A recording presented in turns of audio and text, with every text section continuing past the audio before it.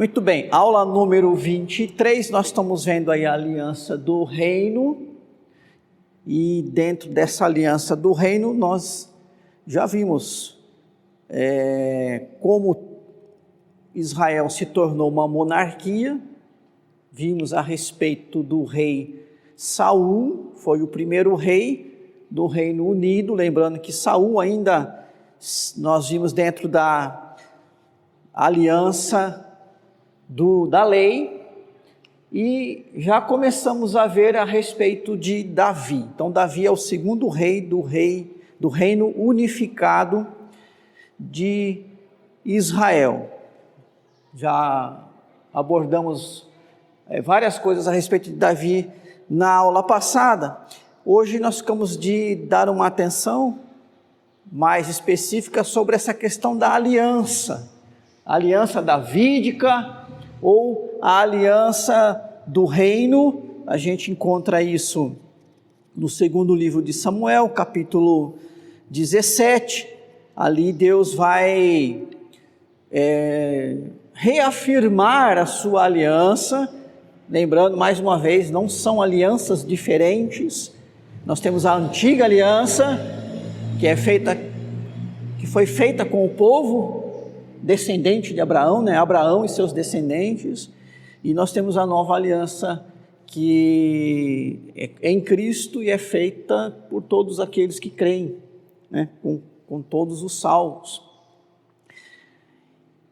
A aliança davídica, então, vamos ver sobre isso, foi uma das suas primeiras providências, ou das primeiras providências de Davi, foi mandar buscar a arca da aliança da casa de Abinadab, que lá ficou por uns 50 anos, para que fosse trazida a Jerusalém. Pois para Davi a centralidade do culto era algo muito importante. Isso incluía que a arca estivesse na capital, Jerusalém. Então capítulo 6 de 2 Samuel vai tratar isso aí. Essa arca da aliança, ela não estava em Jerusalém, até porque Jerusalém ainda não era a capital do Reino Unido. Um pouquinho antes disso, você vai ler que Davi primeiro reinou 7 anos só em Judá, aquela região de Judá, região mais ao sul de Israel. Depois é que ele passou a reinar sobre todo Israel. Então todas as tribos, as demais tribos, as tribos do norte, reconheceram Davi, como o seu único rei. Quando isso aconteceu, então Davi, agora o reino é unido, todo o povo de Israel está unido. Como para Davi era muito importante o culto, nós já tratamos sobre isso em outras ocasiões, então vamos trazer essa arca da aliança para cá. Mas a narrativa continua dizendo que ele estava incomodado, então Davi, incomodado pela arca em Jerusalém, ficar em uma tenda, enquanto ele tinha uma casa edificada, expressou o seu desejo de construir uma casa ao Senhor. Então capítulo 7 de 2 Samuel, vamos ler aqui. Sucedeu que, habitando o rei Davi em sua própria casa, tendo-lhe o Senhor dado descanso de todos os seus inimigos em redor, disse o rei ao profeta Natã: olha, eu moro em casa de cedros. Então uma casa de uma madeira bonita, uma madeira de lei. E a arca de Deus se acha numa tenda. Por que a arca da aliança estava numa tenda? Porque essa tenda foi construída no deserto, quando Israel estava no deserto. Só recordando um pouquinho, quando eles chegam no Monte Sinai, após o Êxodo, ali eles recebem toda a instrução da lei, a aliança sinaítica, que nós vimos capítulo 17 a 24 de Êxodo, e além de receber a lei, que seriam os termos da aliança, eles recebem também toda a instrução para organizar o culto. Só que eles estavam no deserto, eles iriam peregrinar por um deserto, para depois entrar na terra prometida e conquistar aquela terra, e isso tudo demorou um bom tempo aí, cerca de 200 anos mais ou menos. Davi, nós estamos falando aqui, segundo Samuel 7, mais ou menos no ano 1000 antes de Cristo, e o Êxodo, considerando a data tardia, em torno do ano 1250. Então, por 250 anos, essa arca ela esteve peregrinando ali junto com o povo, sem um lugar fixo, até porque não havia um lugar central. Mas agora há uma centralidade. E Davi, então, ele se incomoda pelo fato de que, agora que está todo mundo no seu devido lugar, e há uma centralidade de governo, e esse governo, ele tem que, embora ele seja uma monarquia, ele tem que ser teocrático, porque Davi, ele entendeu essa questão da teocracia. Ele sabia que mesmo sendo rei, era importante que Deus fosse rei sobre ele e ele rei sobre o povo. E aí então ele expressa esse desejo, não, vamos construir alguma coisa, né? Construir. Esse foi então o desejo de Davi que ele expressou ao profeta Natã. E aí então, através desse profeta, Deus responde, dizendo que essa casa seria sim construída, mas não por ele, mas pelo seu filho. Então, capítulo 7, versículo número 13, segundo Samuel 7,13, este, está se referindo ao descendente dele, este edificará uma casa no meu nome, e eu estabelecerei para sempre o trono do seu reino. Então, Deus está dizendo, olha, teu filho vai te substituir, ele vai construir, e mais, a tua geração aí de reis, né? Ela vai continuar para sempre. A gente vai entender isso de que maneira? Olhando para Jesus como descendente de Davi e é rei para sempre. Então, Deus faz essa promessa e Deus faz uma aliança com Davi. Então, capítulo 7, versículo 16, porém a tua casa e o teu reino serão firmados para sempre diante de ti, teu trono será estabelecido para sempre. Então, sempre quando a gente fala de aliança, ela tem os termos que cabem ao povo e mesmo a Deus. Nos termos que cabem a Deus são as suas promessas. Então Deus está fazendo aqui, como fez para Abraão, Isaac, Jacó, e como fez para o povo no deserto, promessas, né? E as promessas do Senhor não são apenas desejos, mas as promessas de Deus são seus decretos. O que Deus promete, Ele cumpre. E Deus está novamente reafirmando para Davi agora, em Israel numa situação de reino, olha, estou aqui me comprometendo de que esse reinado, ele é eterno através de seus descendentes. Então nós temos aqui a aliança, chamada aliança davídica. Tá? Então Deus faz uma aliança com Davi, nesta aliança Deus promete que um descendente de Davi seria rei para sempre, que é entendida como uma promessa messiânica, cumprida em Jesus Cristo, fundamento da nova aliança, como eu já disse. E como descendente de Davi, estamos aqui falando de Davi, e a genealogia de Mateus e Lucas apresentam isso, Cristo é chamado nos evangelhos de filho de Davi. Filho de Davi. Então vamos só para um exemplo, né? Mateus capítulo 9, versículo 27. Partindo Jesus dali, seguiram-no 2 cegos, clamando: tem compaixão de nós, filho de Davi. Você vai encontrar essa expressão aí em outros versículos, né? Você vê aí alguns outros, além das genealogias de Mateus e Lucas, apresentando Jesus como descendente de Davi. Então ele é o filho de Davi, ele é descendente de Davi. Então Jesus tem essa linhagem real, mas ele não é o rei dos reis porque ele é um mero descendente de Davi, né? Até porque haviam outros descendentes de Davi. O povo entendia que o Messias prometido pelos profetas no Antigo Testamento, e você vai encontrar essas promessas inclusive no profeta Isaías, no livro do profeta Isaías, o povo entendia que o Messias, que significa ungido, lembrando que os reis eram ungidos, né? Quer dizer, ungido no sentido daquele que é especialmente comissionado por Deus para um ministério específico, no caso Jesus, o ministério da salvação, de salvar Israel. O povo tinha conhecimento de que ele seria descendente de Davi.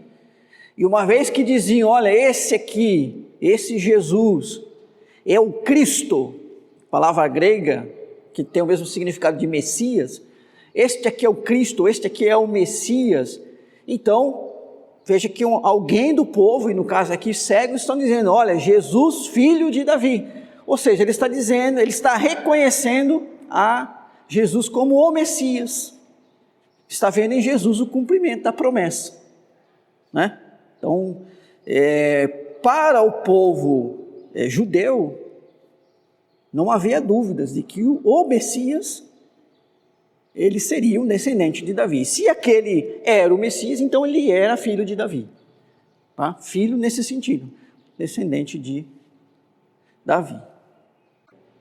A promessa messiânica desse descendente de Davi, que iria restaurar Israel, ela vai tomando forma à medida que o próprio Israel vai se desviando dos termos da aliança. Então, nesse momento, no momento que Davi é rei, e mesmo Salomão é o rei, o povo não está na expectativa de um descendente de Davi que viesse restaurar Israel, porque Israel já estava vivendo o ápice. Israel já estava no mais alto momento da sua prosperidade. Depois tem uma figura que vai mostrar isso. Então, você não espera alguém que venha trazer restauração se você já está vivendo um momento restaurado, não é isso? Então, por exemplo, hoje eu tenho a certeza da minha salvação, então eu não estou esperando alguém que venha me salvar, eu estou esperando um momento em que eu vou estar com o meu Salvador, em que essa salvação ela vai se concretizar no seu aspecto eterno, quer dizer, a ressurreição e a vida eterna com Jesus. Mas não estou esperando mais alguém que vai poder me salvar e enquanto ele não chegar, eu estou aqui perdido. Então essa era a situação do povo naquele momento de Davi, naquele momento de Salomão. Depois, os profetas que estão vindo depois, eles começam a trazer essa mensagem messiânica. Certo? Então nós estamos vendo um pouco sobre profetas, começamos a ver de domingo à noite, já vimos sobre o profeta Joel falando do dia do Senhor, né? Mas no sentido mais de o povo se endireitar, porque Deus iria cobrar do povo aquela situação que eles estavam vivendo de desviar-se dos seus caminhos. Temos alguns profetas para ver, e a gente tem aí o profeta Isaías, por exemplo, já anunciando do menino que vai nascer, né? Que o seu nome será Maravilhoso Conselheiro, Deus Forte, Príncipe da Paz, Pai da Eternidade, Isaías 7. Por quê? Isaías já é contemporâneo do rei Ezequias. O rei Ezequias foi um rei que fez uma grande reforma religiosa, porque Israel havia se desviado. Aliás, hoje à noite a gente vai falar sobre o rei Joás, que também promove uma reforma. Josafá já promoveu uma reforma, e esse Joás, que é bisneto de Josafá, ele também já promove uma outra reforma, e mais para frente Ezequias, uma grande reforma, E aí, esse negócio que o povo começa a se desviar, então vem os profetas, e aí essa ideia messiânica, olha, na verdade, nós estamos entendendo que esse Messias, ele não vai ser um rei, um simples rei, ele vai ser alguém especial. Ele vai ser alguém que vai fazer de Israel como Davi fez no seu tempo. No Novo Testamento, no período de Jesus, a gente percebe que a expectativa daquele povo era muito mais de Jesus ser um rei, estilo Davi, um rei, um grande político libertador da nação israelita, para que ela experimentasse a prosperidade política e econômica do tempo de Davi e Salomão.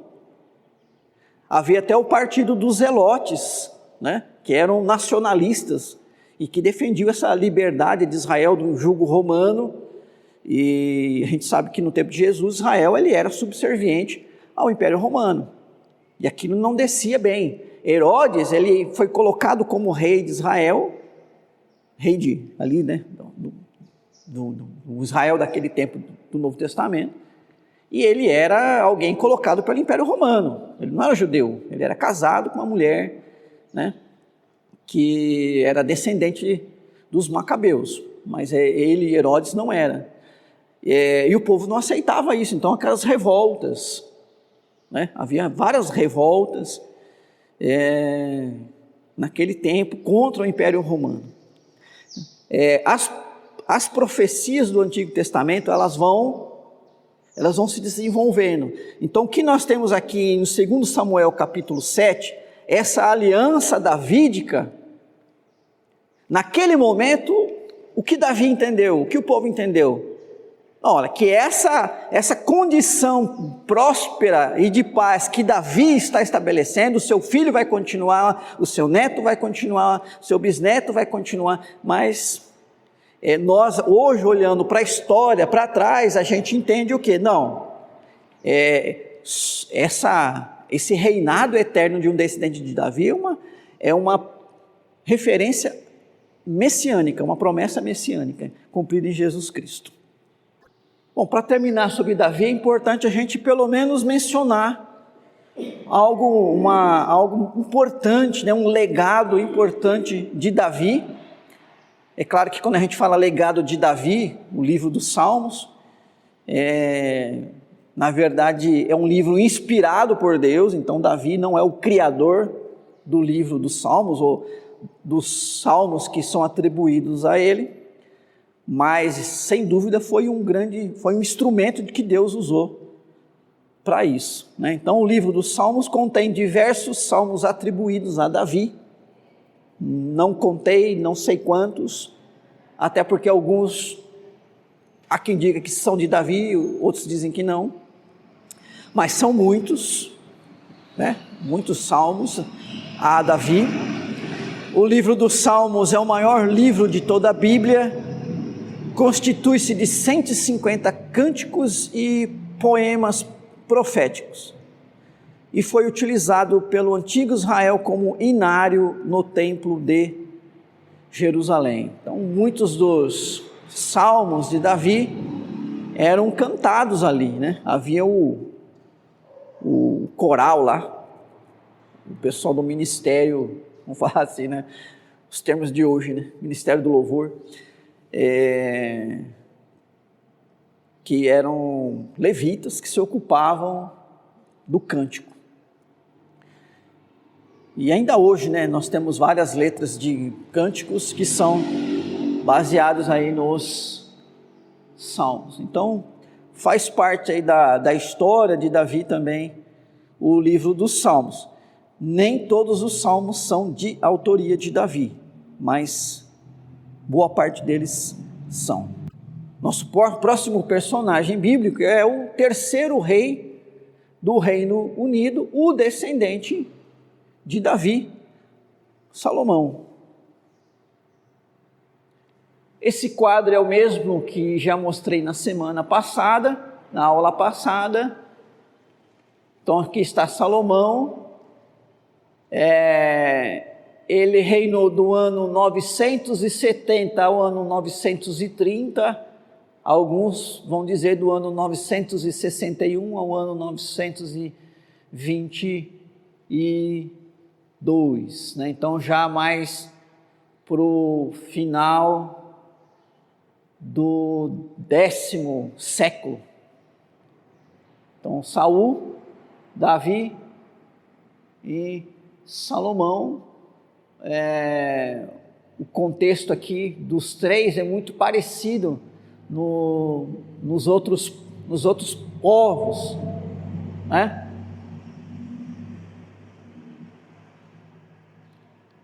Então esse é o tempo do Reino Unido de Israel. Ele vai, se a gente pegar aqui dessa data mais tardia, né, ele vai do ano 1020 até o ano 922, então deu 98 anos dos três, né, juntando os três reis do Reino Unido de Israel.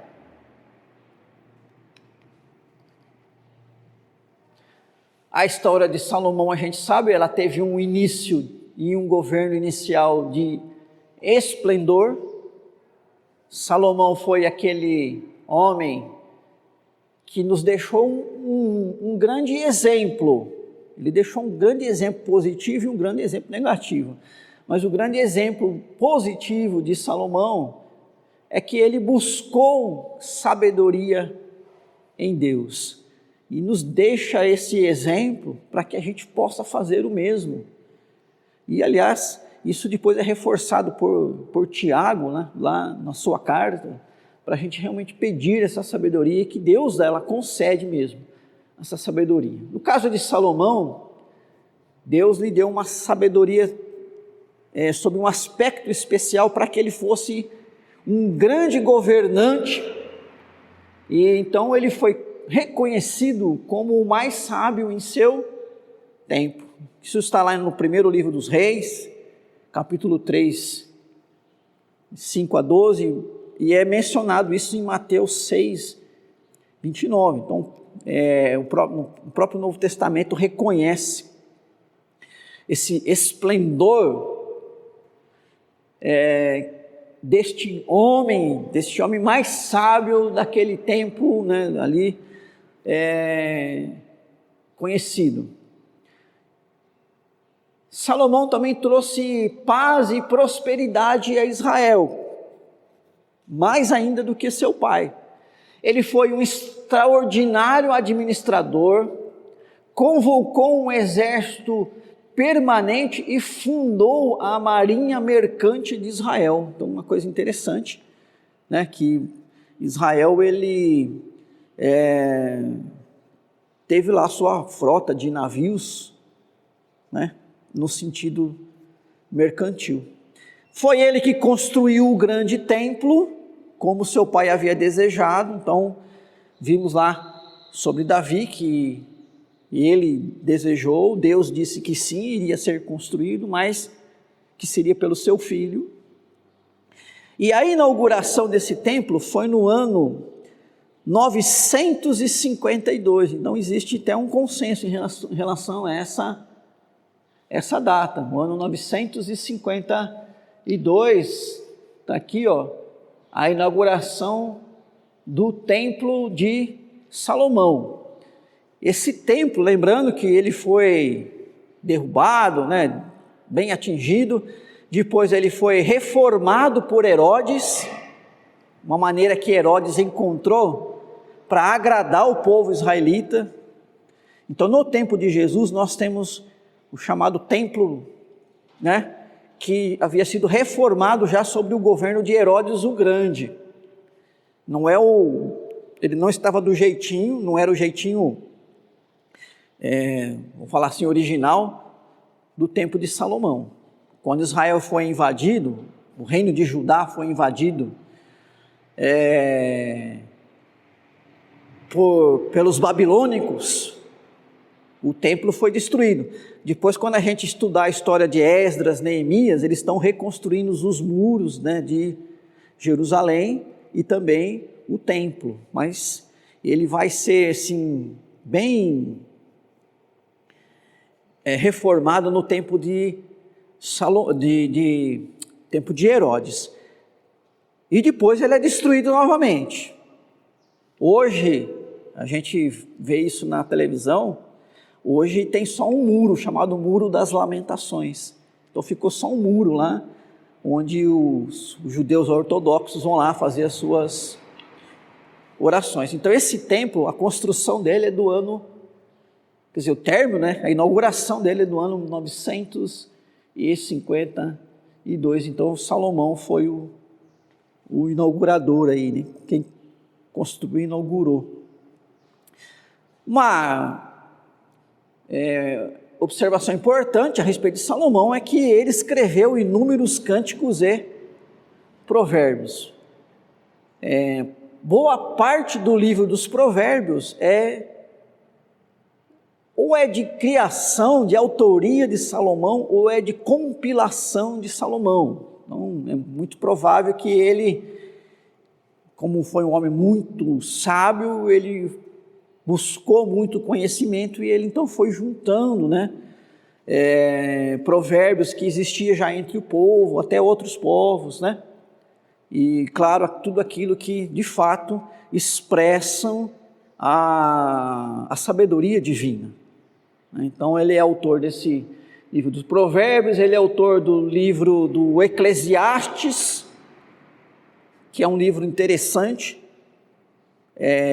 autoria aí de Salomão, mas esse livro, diferente de Provérbios, a perspectiva dele é de um homem frustrado, mas traz ensinamentos preciosos também, e é autor também aí desse livro dos cânticos, né? Cântico dos Cânticos, Cantares, alguns nomes, que é uma espécie de um poema de amor,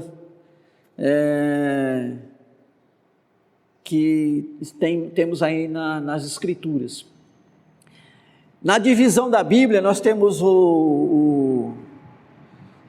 os 5 livros da lei, né, o Pentateuco, que são atribuídos a Moisés. Depois nós temos os livros históricos, que começa ali em Josué e vai até Esther.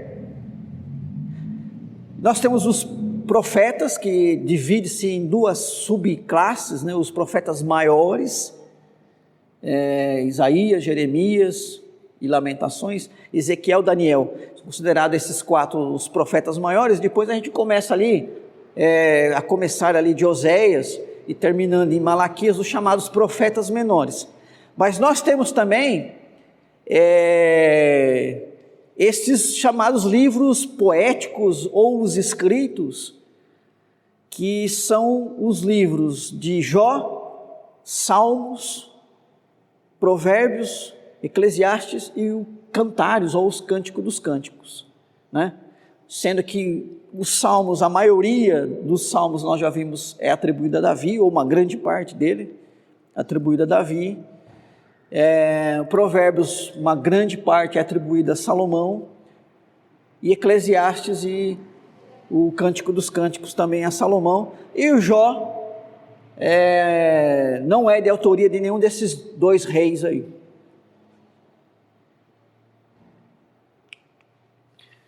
Aqui esse quadro mostra como que foi a prosperidade de Israel no tempo de Davi e Salomão, né?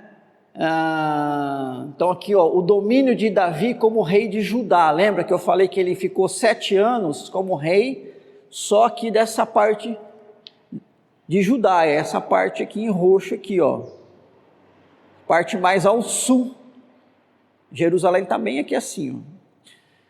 Depois Davi, ele assumiu, né, como rei sobre todo Israel. Então essa parte amarela e essa parte roxa aqui, ó,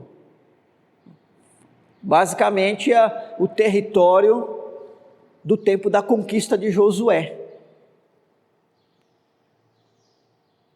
E Davi foi além, olha aqui, territórios conquistados por Davi. Então ele assume o reinado no 8º ano em diante, ele passa a ser rei sobre Judá e Israel, né? Então é o Reino Unido, toda essa parte roxa e amarela, mas depois é expandido aqui essa parte mais marrom aqui, é expandido. E os limites do império de Davi e Salomão, olha, então no tempo de Salomão, vai até um pouquinho mais aqui, né? Então, no tempo, né, desses dois reis, como que esse Reino Unido ele experimentou a prosperidade em termos de paz, em termos econômicos. Bom, e o Salomão então é isso aí, é o começo e o fim. O começo foi de esplendor, de trazer o grande, de aumentar ainda mais a paz e a prosperidade do Reino Unido, mas no final, né, 1 Reis 11:6 vai apontar isso aí. Ele acabou casando com muitas mulheres estrangeiras para fazer alianças políticas, então são aquele jeitinho humano de tentar lidar com estas coisas. E essas suas mulheres estrangeiras o induziram a voltar-se para outros deuses. 1 Reis, capítulo 11, versículo 4. Há um momento de infidelidade na vida de Israel, de Salomão. Então aqui nós temos um problema religioso, e junto com esse problema religioso, um problema interno também, né? Porque para manter o estilo de vida de ostentação, Salomão aumentou o imposto e impôs trabalho forçado.